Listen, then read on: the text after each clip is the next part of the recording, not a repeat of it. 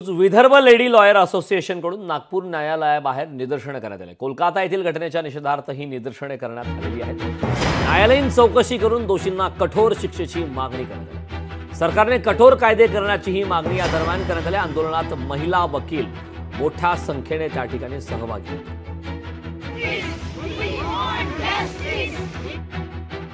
आज आम्ही दोन कॉजसाठी आज सगळ्या गोष्टीचा निषेध करतोय। एक तर कलकत्त्याची डॉक्टर जी आहे तिच्यासोबत जे घडलं फारच वाईट घडलेलं आहे। समाजाला काय मेसेज जाईल या गोष्टीचा? आम्ही लीगल पॅटर्निंगकडनं हीच की लवकरात लवकर तिला न्याय मिळाला पाहिजे, कारण जस्टिस दिले असं होईल आहे।